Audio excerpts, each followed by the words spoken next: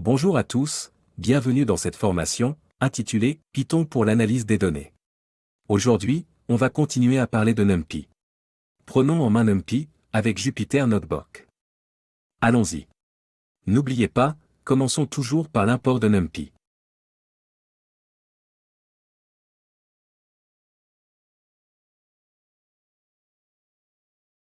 Très bien.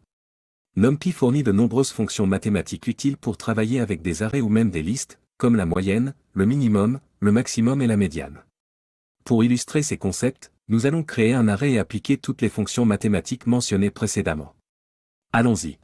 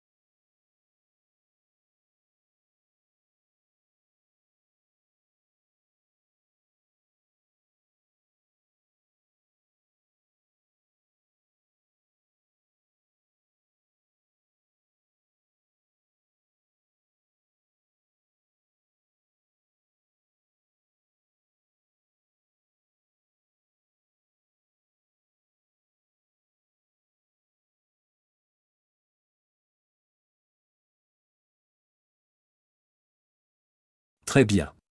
Maintenant nous allons passer à un point très important. Comment accéder aux différents éléments d'un array?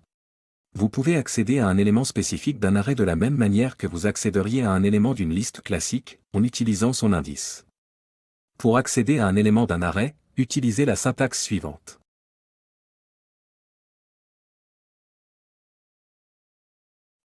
Voici quelques exemples d'accès à des éléments.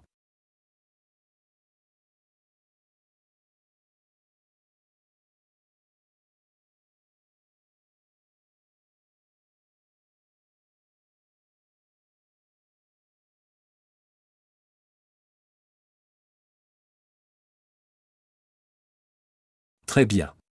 Nous pouvons aussi accéder à un ensemble d'éléments contigus, en utilisant la syntaxe suivante. I, l'indice du début. J, l'indice de fin. P, le pas. Cette syntaxe permettant de sélectionner tous les éléments compris entre l'indice I inclus, jusqu'à J-1, l'élément d'indice J est forcément exclu. Exemple, la ligne suivante.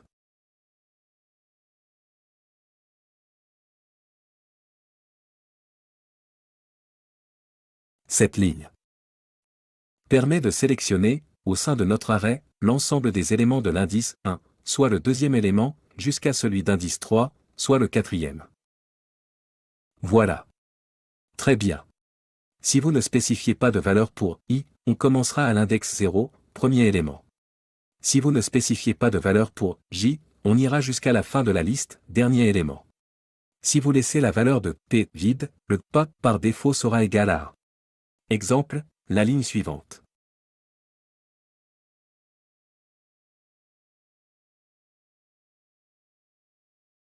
Cette ligne permet d'afficher l'ensemble des éléments de l'indice 0, jusqu'à celui d'indice 3.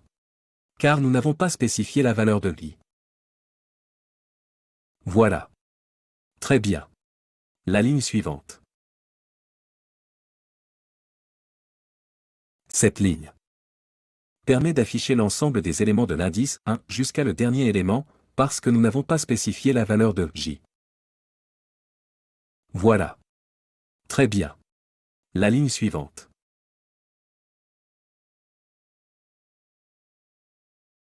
Cette ligne permet d'afficher l'ensemble des éléments, de l'indice 0 jusqu'à la dernier élément, avec un pas de 2.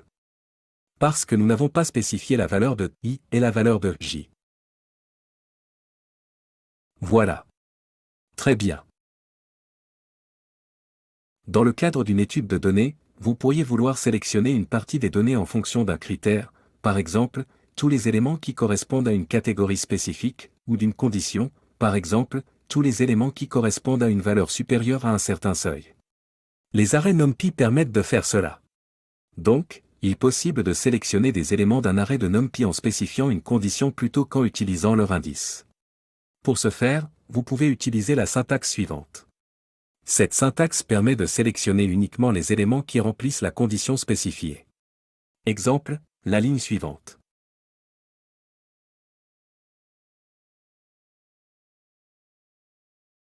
Cette ligne. Permettre de sélectionner uniquement les valeurs positives de notre arrêt. Voilà. Très bien. Il convient de souligner que cette syntaxe ne sert pas seulement à sélectionner des éléments, mais qu'elle peut également être utilisée pour modifier des éléments dans un tableau. En effet, lorsque vous exécutez cette syntaxe sur un tableau, vous pouvez utiliser cette syntaxe pour changer la valeur de certains éléments dans le tableau.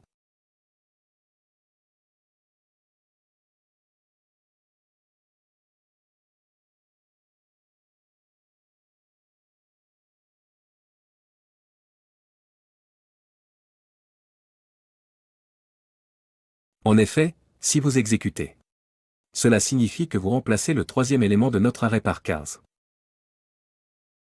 Voilà. Très bien.